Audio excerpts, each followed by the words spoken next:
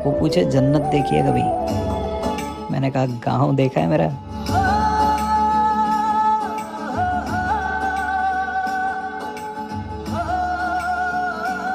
Hello friends, welcome to my YouTube channel. और ये मेरा फर्स्ट ब्लॉग है।